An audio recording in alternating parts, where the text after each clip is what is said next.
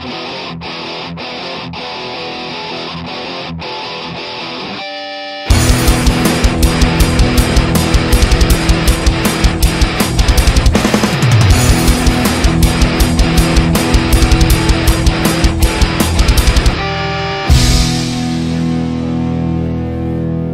y'all, it's Heel Heat time. Hi everybody and welcome to Heel Heat. My name is George Coles, and on this episode we're going to review the NWA 70th Anniversary show. Now let's jump right into it. First off, we have the first of two four-way elimination matches that will eventually lead to a crowning of a new NWA National Champion. First match of the night, Sammy Guevara versus Colt Cabana versus Scorpio Sky versus Samuel Shaw. I thought this was a really good opener. I think it's one of the better matches on the card, to be honest with you. I really liked the different styles that we had here. We had more of a brawler, more of a technical wrestler with Sam Shaw. Sammy Guevara, more of a high flyer. Colt Cabana, a comedy wrestler. And Scorpio Sky, kind of jack of all trades. And I thought this was a great way to start the show. It started off exciting. It started off fun, fast-paced. We got a little bit of surprise when Colt Cabana was the first person eliminated. And then Sammy Guevara. And then Scorpio Sky, leaving Samuel Shaw to be the winner. I liked it. I thought it was a fun match. I'm going to give this one a 4 out of 5. I thought it was really fun to open the show with this. I thought it was a really cool match. And just awesome opener. Now next up, we have Laredo Kid versus Barrett Brown. This match, and it's going to come off negative, but I think they were a little bit too excited for the spot. This is probably the biggest show that either of the two of them have been on in America. So, to me, it turned into a car wreck match. And not that they can't be good, but this one it just didn't hit anything for me. It kind of felt more like a dance routine, like a tumble routine, than a wrestling match. And I'm not one that criticizes, high-flying, flippy style. If it's done well, it's very enjoyable. To me, I think the nerves got to these two, and they didn't put on as good a match as they could have. I know Barrett Brown could put on better matches. Laredo Kid, from the little bit I've seen of him, he's put on some really good matches that I've seen in the past. But I know Barrett Brown, I've seen him plenty of times, and he's put on great matches. Just for me, this one didn't quite hit, and I really do think it was the nerves. Barrett Brown picked up the win. I'm going to give this one a 2 out of 5. Just kind of fell flat to me. Now the next match is the second of our four-way elimination matches. We have Jay Bradley versus Mike Parrow versus Ricky Starks versus Willie Mack. Unlike the first match where we had more of a mixture of styles, this was basically 3 big bruising guys and 1 smaller, cocky guy. This match worked out well. It was fun. It was exciting. I was a little bit surprised that Mike Parrow was the first one to be eliminated, and then Ricky Starks after him, leaving us down to Jay Bradley and Willie Mack. It was a good match. I liked it. I thought it was fun. Willie Mack picked up the win. I thought it was a really good, well-worked match. I'm going to give it a 3 out of 5. After the match, we see Sam Shaw and Willie Mack face off outside of the ring. Jay Bradley hits Willie Mack in the back, which brings out James Ellsworth, who we had seen in a backstage segment earlier, but due to technical difficulties, we didn't really get to hear what he said. So who knows what his reasoning for helping Willie Mack was, but he did. So we're set up for later in the night. The national title will be awarded to the winner of Willie Mack versus Samuel Shaw. Now next up, we have former NWA World Champion Tim Storm versus Peter Avalon. which right before the match, they do a little bit of trash talking right back and forth, which turns this into a Kiss My Feet match. This was probably my least favorite match of the night. I don't know why. Tim Storm, for some reason, and I know he's an older gentleman, and I know his style isn't a fast-paced style, but to me, it feels like he's moving at 3/4 speed at every match, and I don't know, it fell flat.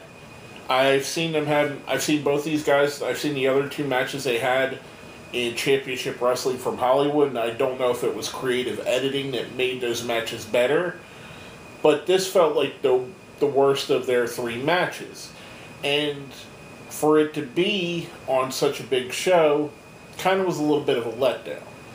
Tim Storm picks up the win. I'm going to give it a 2 out of 5.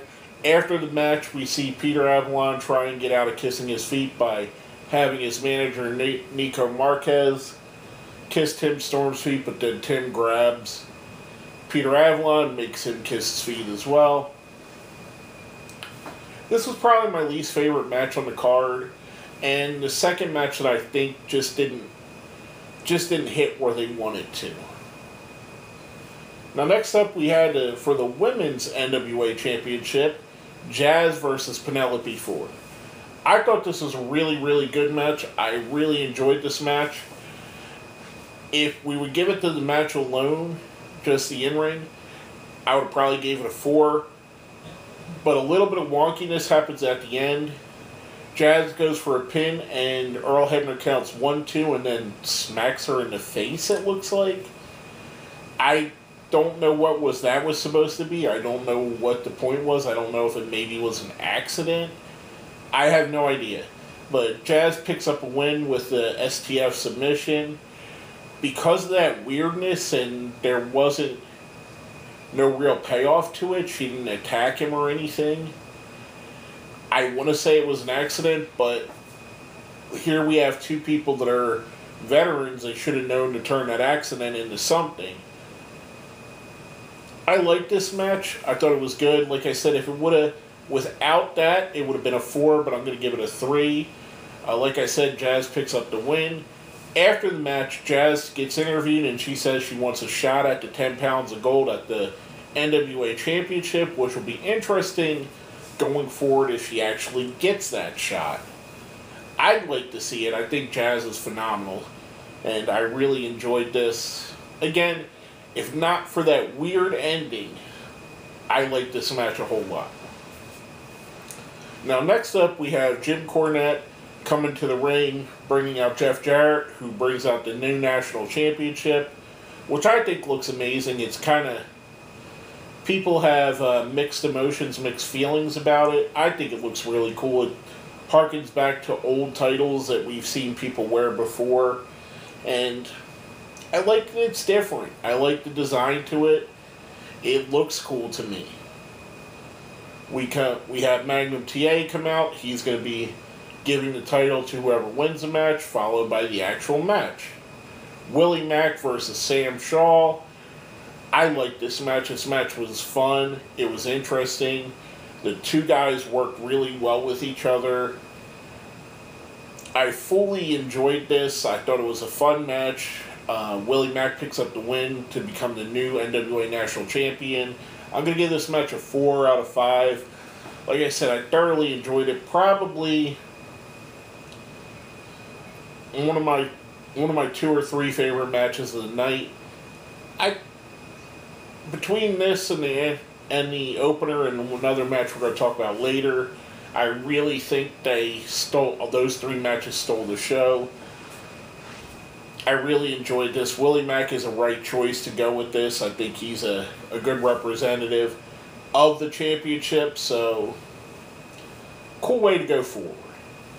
Next up, we see Animal come out with Jax Dane and Crimson, and they make an open challenge. They have an open challenge, which earlier in the week, if you watch 10 Pounds of Gold, Josephus said he was going to bring Hollywood from Glow and his spiritual advisor, and they were going to challenge for the championships. I kind of felt like that wasn't going to happen. It kind of felt like that was going to be a swerve, which it ended up being.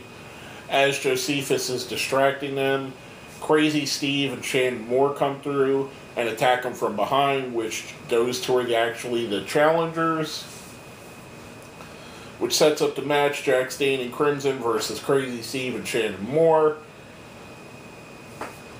I liked this match. I thought it was cool. I thought it was a little bit too short. I would have liked it to be a little bit of a longer match. Jax Dane and Crimson pick up the win.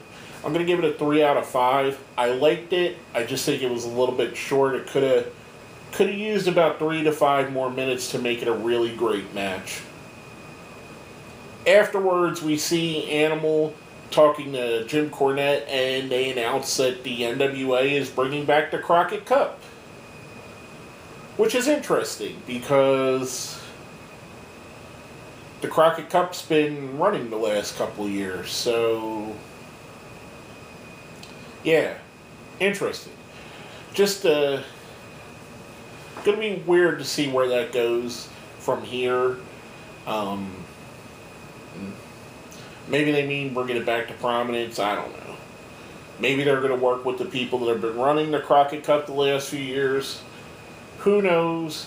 It's in the very early stages of it, so we'll see.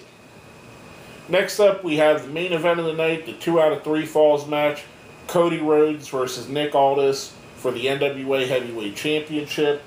I thought it was really cool that before the match, they brought out all the former NWA champions and presidents, which we had Dory Funk, Blue Demon Jr., Jax Dane, who a lot of people don't realize was a former NWA champion, Colt Cabana, Jeff Jarrett, and I'm forgetting one. Oh, Tim Storm. And Tim Storm, of course. And that was a really cool little touch. It kind of made the match feel a little bit special. We had been teased that Nick Aldis would have someone to offset Cody Rhodes, and he brought out Camilla Kane. The funny thing on commentary is they're mentioning it's Camilla, and I don't think that Jim Cornette knows who Camilla Kane is, because he really didn't seem like it. When the other announcer, and his name slipping my mind right now, said, "Oh, that's definitely Camilla Kane." And Jim Cornette goes, "By God, it does look like her." I don't think he really knows who she is, so it was a little bit interesting how they did that, and I think Jim really didn't know, but he played it off like he might, so it sets up to go to the match. Now, the first fall, I thought they worked really interesting. Nick Aldis picked up the win when he put Cody Rhodes in his Texas Cloverleaf, which he calls Chesterfield Cloverleaf, or wherever he's from in England, and I'm sorry to my English friends that I don't forget that name, but I always call it the Texas Cloverleaf, so it sticks in my head. He puts it in there, and instead of Cody struggling to get to the ropes and break out of it, he taps immediately, because Nick was already injured on his leg. So, a little bit of strategy going forward. Which brings us into our second fall of the match. The second fall of the match, they went, and I mentioned it to my friend Sean, who was also watching the show. It felt like they were wrestling a Memphis-specific style when they were brawled all the way through the crowd and back to the concession stand. It felt like they were doing that just for the Memphis crowd to me. And there were a couple moments in there. Cody trying to use the table, Tim Storm trying to stop him, and Cody punching him. Couple moments in that part I didn't like so much. I think it took away a bit from the match itself. I know why they did it. I know the history of Memphis wrestling, so it's a callback to the glory days of Memphis. But just because I know why they did it doesn't mean I have to like why they did it. I didn't think it would fit in this match. It didn't take too much off the overall enjoyment of the match. Cody picked up the win in the second round with Crossroads, which brings us to the third and deciding round, where we see basically Brandy Rhodes and Camilla Kane get a sent to the back. All the champions get sent to the back. And then we have just Nick and Cody. And Nick and Cody are going at it. Comes to the point where Nick goes to grab Cody's leg and his boot looks to be loosened. He pulls the boot off. He turns in shock, which Cody turns into a small package. However, Nick rolls through. Nick Aldis gets a pin and a surprise win. I actually was shocked that they went with this outcome, that Cody Rhodes only would hold the title for a few months before Nick Aldis would get it back. I kind of expected Cody Rhodes to have at least a 6-month to a year run. I know we're talking about his contract coming up in a couple months, but he could have carried it all the way to the end of the year, or close to the end of the year. It was an interesting finish and an interesting choice. The crowd was definitely, I would say, 90% behind Cody Rhodes, so I don't know what the payoff on that is. And I know the NWA traditionally goes with the heel champion that the faces chase after. So maybe there's some of that. Maybe they wanted to give it to Nick. Maybe Cody's commitments to Ring of Honor and New Japan are a little too much for the NWA, that they want him to work some dates that he just can't. So there's a little bit of all that involved. That being said, I thoroughly enjoyed the match. Couple little nitpicky things. I could watch Cody and Nick Aldis go every night for the next 6 years, and it probably would be interesting every night for the next 6 years. I gave the match itself a 4. I thought it was really good. A couple things took away from it being great. The extra brawling, the table spots, a little bit of clunkiness. But other than that, I thought it was a really solid match.